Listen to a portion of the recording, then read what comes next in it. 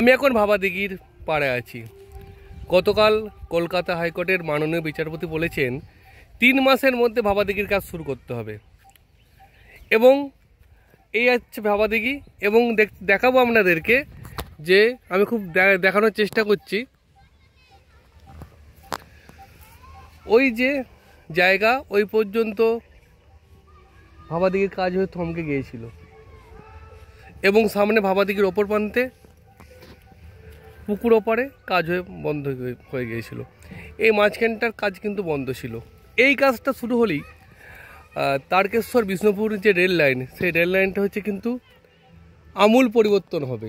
কলকাতা হাইকোর্টে যে মামলা হয়েছিল সেই মামলার রায় নিয়ে কামারপুকুর রেলচাই পক্ষের আইনজীবী কী বলছেন সমস্তটাই এই ভিডিওতে শোনানোর চেষ্টা করব, তাই সম্পূর্ণ ভিডিও দেখুন। এই মুহূর্তে আমি আছি অ্যাডভোকেট শিবাশিস ব্যানার্জির সাথে। নমস্কার স্যার। বলছি আগাম গতকাল আপনাদের হাইকোর্টের রায় হয়েছে ভাবাদিঘি নিয়ে, একটু রায়টা কি হয়েছে একটু বলবেন? দেখুন, মূলত আমাদের যেটা দাবি ছিল মহামান্য প্রধান বিচারপতির কাছে, যে এই প্রজেক্ট যেটা শুরু হয়েছিল প্রায় 8 বছর ধরে বন্ধ হয়ে পড়ে আছে। সে বিভিন্ন কারণে ওখানকার এলাকার কিছু সাধারণ মানুষের অসুবিধার জন্য তারা ভেবেছিল যে রেল প্রকল্প যদি হয় তাহলে যে এই এতদিনের পুরনো যে দিঘিটা, সেই দিঘিটা হয়তো নষ্ট হয়ে যাবে।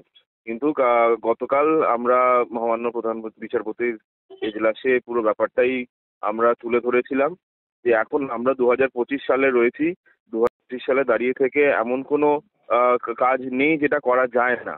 এবং আমরা ইদানিং দেখেওছি যে গঙ্গার নিচে দিয়ে মেট্রো রেল চলে যাচ্ছে। তো সেক্ষেত্রে দাঁড়িয়ে থেকে নিশ্চয়ই এমন কিছু উপায় বের করা যাবে যেটাতে দিঘিটাও বাঁচবে এবং দিঘিটার যে এতদিনের পুরনো যে দিঘি সেটাও থাকবে, তার কোনো অসুবিধা হবে না, দিঘিটার কোনো অসুবিধা হবে না।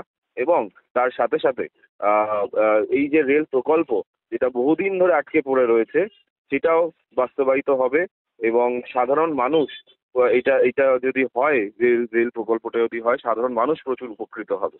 তাই সেইটা ভেবেই আমরা মাননীয় প্রধান বিচারপতির কাছে আমরা গিয়েছিলাম এবং তিনি দুপক্ষ 3 পক্ষ যারা ছিল তাদেরকে সবাইকেই শুনেছেন এবং শুনে তিনি রায় দিয়েছেন যে 3 মাসের মধ্যে এই প্রকল্পের কাজ সব পক্ষকে বসে কথা বলে সবাইকে ভালো করে বুঝিয়ে তিনি রায় দিয়েছেন যে 3 মাসের মধ্যেই কাজটা যাতে শুরু হয়।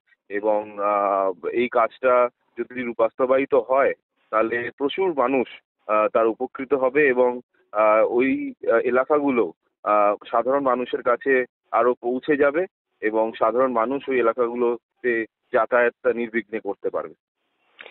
ভাবাদিঘির জট কি তাহলে কেটে গেল, আপনি কি বলছেন? হ্যাঁ, আমার দৃঢ় ধারণা যে কালকে যে রায় হয়েছে সেই রায়ের পর, কারণ দেখুন এই রায়তে শুধুমাত্র যে যারা ওখানকার সাধারণ মানুষ আছে বা রেল কর্তৃপক্ষ শুধু তারাই নয়, তার সাথে সাথে আমাদের মাথায় রাখতে হবে যে এই প্রকল্প এটা আমাদের এই রাজ্যের যিনি মাননীয় মুখ্যমন্ত্রী আছেন মমতা বন্দ্যোপাধ্যায়, তিনি যখন রেলমন্ত্রী ছিলেন তার এটা মস্তিষ্ক প্রসূত একটা প্রকল্প এবং তার হাত ধরে এই প্রকল্পটা কিন্তু এসছিল আমাদের রাজ্যে।